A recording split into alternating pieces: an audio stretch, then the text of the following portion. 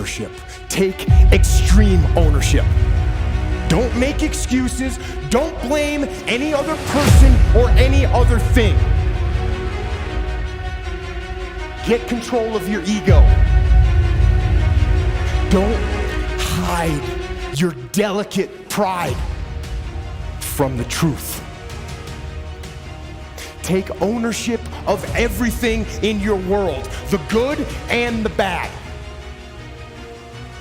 Take ownership of your mistakes, take ownership of your shortfalls, take ownership of your problems, and then take ownership of the solutions that will get those problems solved.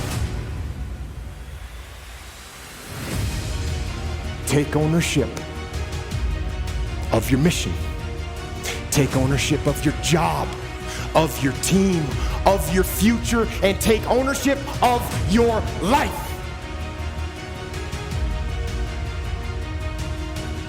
And lead. Lead. Lead yourself and your team and the people in your life. Lead them all to victory.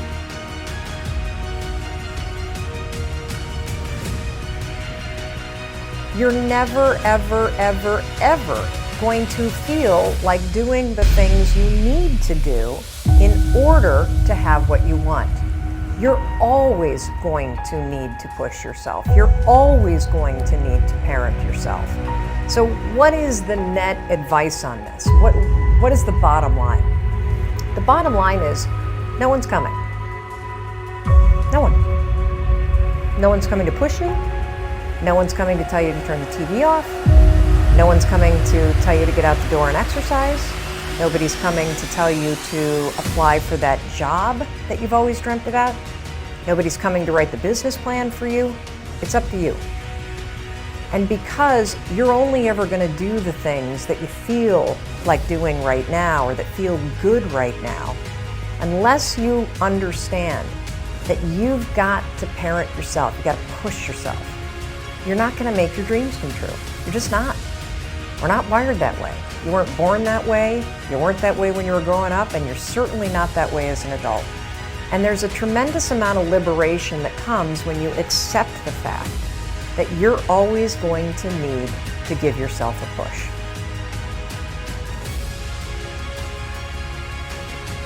One of the things I have realized, and many of us have, that if you want something out of life, if you want to change yourself, if you want to acquire something, if there's some goal that you want to reach, that is really not easy as some people will make us feel.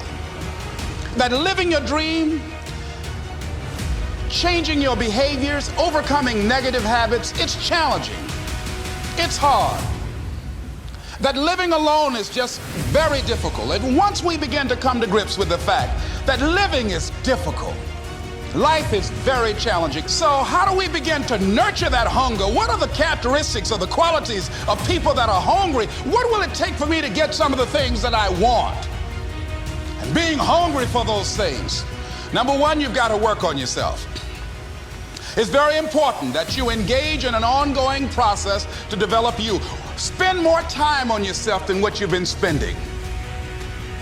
It's very important. You owe that to yourself. Many of us never realize our greatness because we become sidetracked by secondary activity. We spread ourselves too thin, don't know how to say no.